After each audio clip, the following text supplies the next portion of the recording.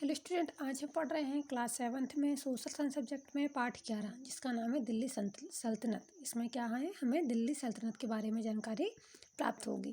तो देखिए, हम पढ़ चुके हैं कि मोहम्मद गौरी भारत के उत्तरी हिस्सों पर अपना अधिकार स्थापित कर चुका था।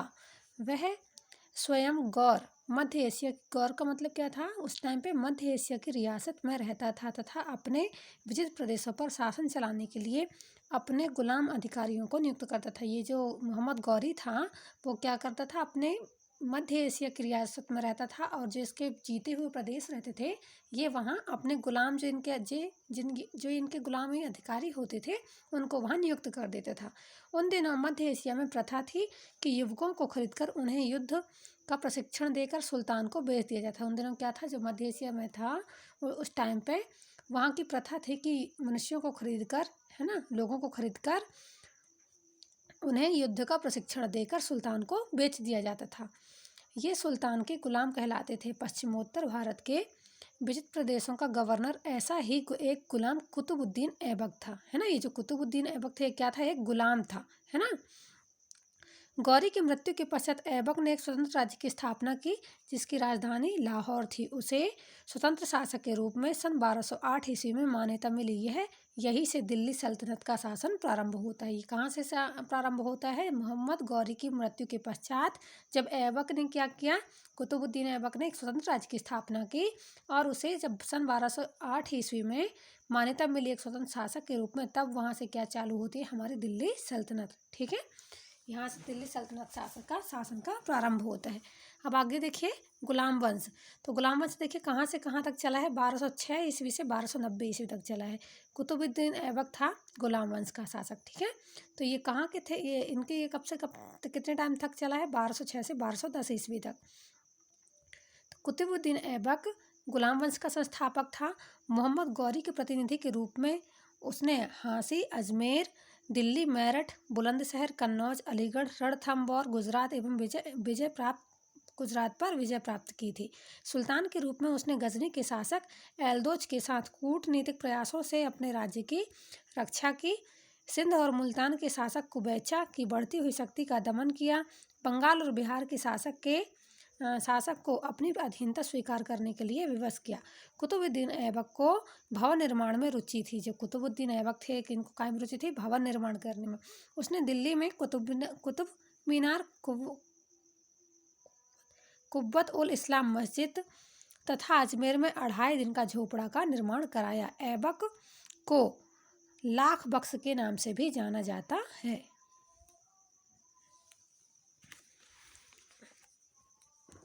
आगे देखते हैं, कुतुबुद्दीन ऐबक की मृत्यु के पश्चात उसका पुत्र आराम शाह गद्दी पर बैठा, किंतु अयोग्य होने के कारण दिल्ली के नागरिकों ने प्रधान काजी की सलाह से ऐबक के दामाद इल्तुतमिश को सिंहासन पर बैठने के लिए आमंत्रित किया। किसके दामाद, ऐबक, कुतुबुद्दीन ऐबक का एक पुत्र था और एक दामाद, है ना। तो जो उनका पुत्र था आराम शाह, वो क्या था, बहुत ही अयोग्य था, वो शासन चलाने के लायक नहीं था। तो क्या किया गया, वहाँ पर उनके दामाद, किसके, ऐबक के दामाद को, जिसका नाम था इल्तुतमिश, उसको सिंहासन पर बैठने के लिए आमंत्रित किया गया। आराम शाह परास्त हुआ तथा उसका वध कर दिया गया और इल्तुतमिश दिल्ली का सुल्तान बना। अब देखते हैं हम इल्तुतमिश के बारे में। तो ये कहाँ से कहाँ तक इसने शासन चलाया, 1211 ईस्वी से 1236 ईस्वी तक। इल्तुतमिश को उत्तरी भारत में तुर्की राज्य का वास्तविक संस्थापक माना जाता है। गद्दी पर बैठने के पश्चात उसे आंतरिक और बाहरी समस्याओं का सामना करना पड़ा। उसने अमीर सरदारों के विद्रोह का दमन किया, जिसमें प्रमुख थे कुबैचा, एलदोज एवं बंगाल के विद्रोही शासक जालौर और रणथंभौर के शासक, जो ऐबक की मृत्यु के पश्चात स्वतंत्र हो गए थे। उनकी बढ़ती हुई शक्ति का दमन किया। मंगोल आक्रमण से अपने राज्य की रक्षा की। 1236 ईस्वी में उसकी मृत्यु हो गई। किसकी, ये इल्तुतमिश के बारे में बताया गया। इल्तुतमिश ने अरबी प्रकार का तन का सिक्का चलाया था। सन 1229 ईस्वी में इल्तुतमिश को बगदाद के खलीफा द्वारा खिलत मतलब क्या होता है, अभिषेक पत्र प्राप्त हुई, जिसमें उसे हिंदुस्तान के सुल्तान की उपाधि दी गई थी। इल्तुतमिश ने 40 तुर्की अमीरों और गुलामों के दल को संगठित किया और राज्य की शक्ति का प्रमुख आधार स्तंभ था। अब हाँ, इनके बाद कौन आता है? रजिया सुल्तान। तो इनका कहाँ से कहाँ तक शासनकाल था? ये 1236 ईस्वी से 1240 ईस्वी तक थी। इल्तुतमिश के पुत्र अयोग्य थे, इस कारण उसने अपनी योग्य पुत्री रजिया को उत्तराधिकारी बनाया। रजिया पुरुषों के समान वस्त्र पहनकर दरबार में बैठती एवं युद्धों का नेतृत्व करती थी। पुत्र के होते हुए पुत्री को सिंहासन पर बैठाना मध्यकालीन इतिहास में एक नया कदम था। अमीर तुर्की सरदार इसे बर्दाश्त नहीं कर सके और उसके विरुद्ध षड्यंत्र और विद्रोह करने लगे। इनमें से सबसे सशक्त विद्रोह भटिंडा के गवर्नर अल्तूनिया के नेतृत्व में हुआ, जिसे दबाने के लिए रजिया ने लाहौर पर चढ़ाई कर दी। युद्ध में उसका सेनापति याकूत मारा गया एवं रजिया को बंदी बना लिया गया। बाद में रजिया ने अल्तूनिया से विवाह कर लिया। दोनों ने मिलकर दिल्ली पर चढ़ाई कर दी, जिससे रजिया पराजित हुई। अंततः उसकी हत्या कर दी गई। रजिया के पश्चात बहराम शाह, जो कहाँ से कहाँ तक इनका शासनकाल चला? 1240 से 42 ईस्वी तक। अलाउद्दीन आए, ये 1242 से 1246 ईस्वी तक। और नसरुद्दीन महमूद आए 1246 से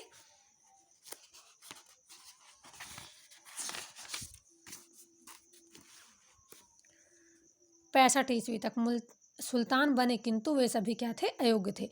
इनके बाद आता है बलबन। ये बलबन का कहाँ से कहाँ तक शासनकाल था? 1266 से 1286 ईस्वी तक। इस समय 40 तुर्की अमीरों का दल अत्यधिक शक्तिशाली हो गया था। 1246 में इस दल से इल्तुतमिश के पौत्र नसरुद्दीन मोहम्मद को सुल्तान बना दिया। मोहम्मद ने बलबन नामक अमीर को अपना वजीर नियुक्त किया। संतान ही नसरुद्दीन की मृत्यु के पश्चात वजीर बलबन स्वयं सुल्तान बन गया।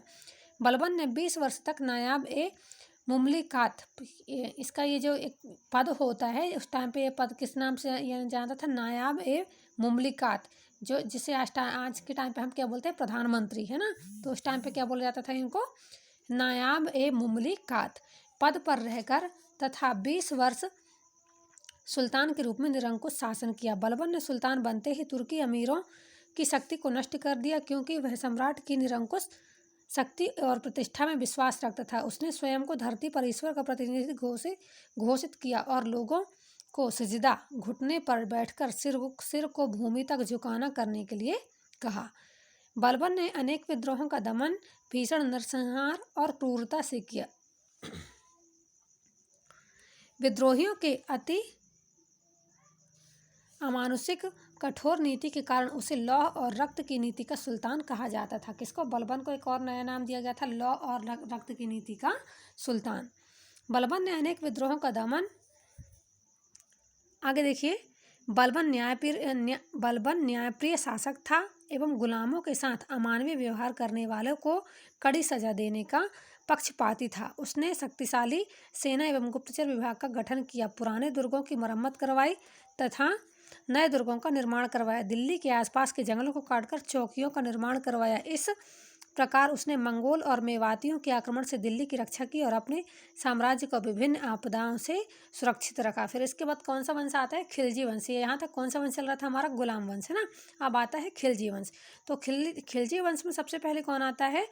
जलालुद्दीन खिलजी। ये कहाँ से कहाँ तक चला इनका शासन? जो खिलजी वंश था, ये कहाँ थे? 1290 से 1320 ईस्वी तक चला, जिसमें से जलालुद्दीन खिलजी ने शासन किया 1290 से 1296 ईस्वी तक।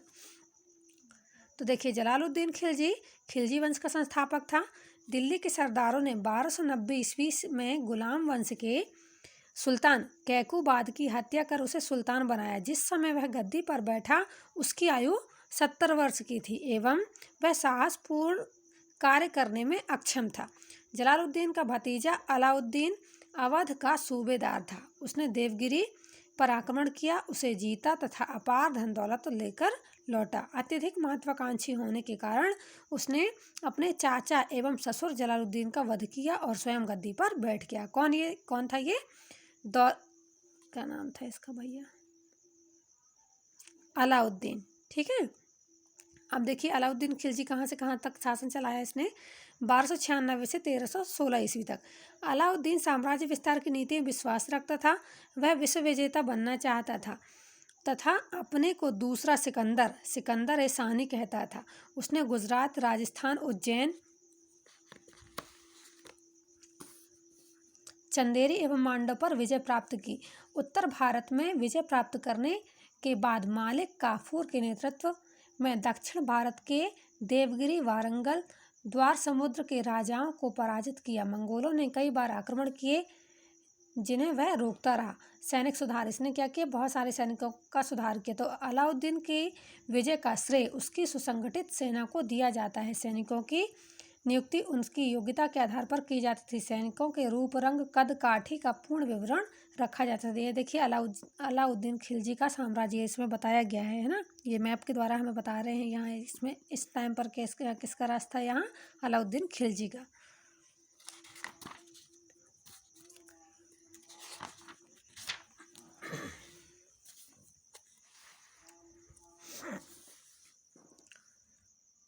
उसने सैनिकों को नगद वेतन देने की प्रथा को अपनाया तथा घोड़ों को दागने की व्यवस्था की। पुराने किलों की मरम्मत करवाई तथा नए किलों का निर्माण करवाया।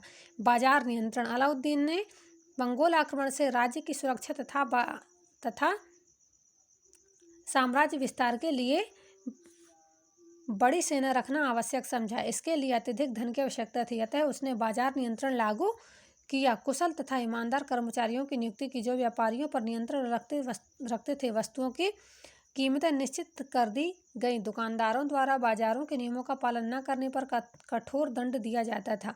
बाजार भाव में निगरानी रखने के लिए गुप्तचरों की व्यवस्था थी। सरकारी गोदाम स्थापित किए गए।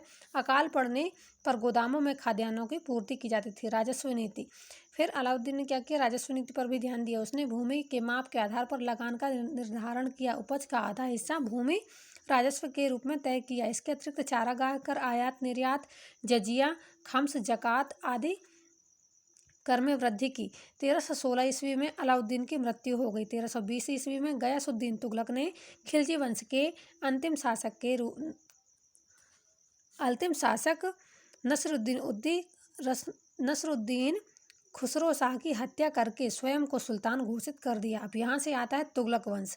ठीक है, ये कहाँ से कहाँ तक चला, 1320 ईस्वी से 1414 ईस्वी तक। तो तुगलक वंश में सबसे पहले कौन आता है, गयासुद्दीन तुगलक। तुगलक वंश का संस्थापक गाजी मलिक था, जो गयासुद्दीन तुगलक के नाम से गद्दी पर बैठा। गयासुद्दीन तुगलक ने अलाउद्दीन खिलजी की कठोर नीतियों के स्थान पर उदार नीति अपनाई तथा राज्य में शांति व्यवस्था स्थापित करने का प्रयत्न किया। उसने दिल्ली में तुगलकाबाद नगर की स्थापना की। फिर आते हैं हमारे मोहम्मद बिन तुगलक, है ना। इनके बारे में काफ़ी लोग जानते हैं। यह इनका शासनकाल कहाँ से कहाँ तक था, 1325 ईस्वी से 1351 ईस्वी तक। गयासुद्दीन तुगलक की मृत्यु के पश्चात उसका पुत्र जूना खां मोहम्मद बिन तुगलक के नाम से उत्तराधिकारी बना। उसने राज्य की समस्याओं का समाधान किया। मोहम्मद तुगलक की योजनाएं देखिए, ये जो मोहम्मद बिन तुगलक थी, इनकी क्या क्या योजनाएं थी। सुल्तान ने साम्राज्य की प्रगति और सुव्यवस्था के लिए नवीन योजनाएं चलाई। उसकी मुख्य योजना इस प्रकार थी। सबसे पहला कौन थी इसकी योजना, राजधानी परिवर्तन। सुल्तान ने दिल्ली के स्थान पर दक्षिण में देवगिरी, जिसका नाम दौलताबाद था, को अपनी राजधानी बनाया। दिल्ली निवासियों को दौलताबाद जाने के कठोर आदेश दिए। रास्ते के कष्ट और वहाँ की जलवायु दिल्ली वासियों को रास नहीं आई। 5 वर्ष के भीतर राजधानी को पुनः दिल्ली स्थानांतरित करना पड़ा। मोहम्मद तुगलक के शासनकाल में इब्न बतूता नामक मोरक्को का यात्री भारत आया था। पहले उसे दिल्ली का काजी नियुक्त किया तथा बाद में राजदूत की हैसियत से चीन भेज दिया गया, है ना। जानते हैं ना कि मोहम्मद बिन तुगलक थे, उनके शासनकाल पर कौन आया था, इब्न बतूता आया था। आगे देखा इसने क्या किया, तांबे की मुद्रा का प्रचलन किया। उस समय विश्व में चांदी उत्पादन में कमी आ गई। सुल्तान ने चांदी के सिक्कों के स्थान पर तांबे के सिक्कों को चलाने का आदेश दिया। इसका परिणाम यह हुआ कि बाजार में भारी मात्रा में जाली सिक्के आ गए। इससे व्यापार और वाणिज्य में अव्यवस्था फैल गई और उसे पुनः चांदी के सिक्के चलवाने पड़े। फिर आता है क्या, दुआब में कर वृद्धि। तो राज्य की आय बढ़ाने के लिए सुल्तान ने गंगा और यमुना के बीच समृद्ध और उर्वरक भूमि दोआब में कर बढ़ा दिया। जिस समय यह कर लगाया गया उस समय वहाँ अकाल पड़ा हुआ था, जिससे लोगों में भारी असंतोष फैल गया। सुल्तान द्वारा चलाई गई सभी योजनाएं उचित क्रियान्वयन के अभाव में असफल रहीं। 1351 ईस्वी में उसकी मृत्यु हो गई। फिर इनके बाद आते हैं फिरोज शाह तुगलक। इनका शासनकाल कहाँ से कहाँ तक था, 1351 ईस्वी से लेके 1388 ईस्वी तक। तो देखिए, मोहम्मद तुगलक की मृत्यु के पश्चात फिरोज शाह तुगलक सुल्तान बना। उसने अमीर तथा उलेमाओं को संतुष्ट करने का प्रयास किया, इस्लाम के नियमों के अनुसार शासन चलाया। उसने जजिया को एक अलग कर बनाया तथा ब्राह्मणों पर भी लागू किया। उसके शासन की मुख्य विशेषता लोक कल्याणकारी कार्य थे।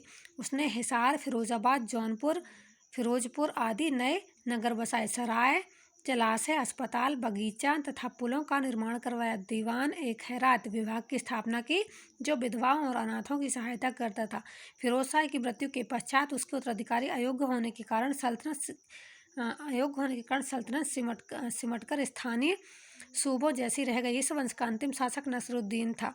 इसके शासनकाल में मंगोल शासक तैमूर लंग ने भारत पर आक्रमण किया। उसने सन 1398 ईस्वी में दिल्ली पहुंचकर नगर को लूटा और कत्लेआम करवाया। 1399 ईस्वी में वह वापस लौट गया।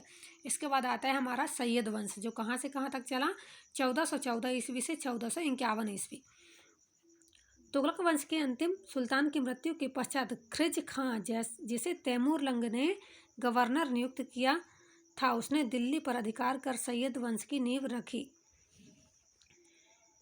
इस वंश का अंतिम शासक आलम शाह था।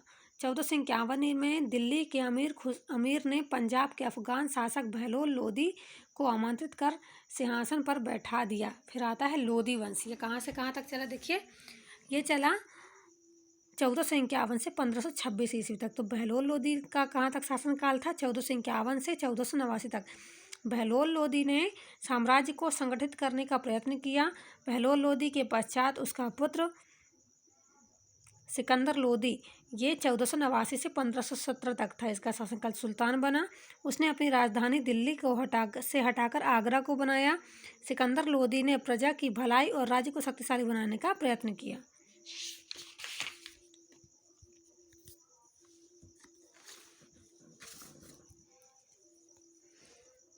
फिर कौन आते हैं, इब्राहिम लोदी। तो ये कहाँ से कहाँ तक शासनकाल था इनका, 1570 से 1526 ईस्वी। लोदी वंश का अंतिम शासक इब्राहिम लोदी था।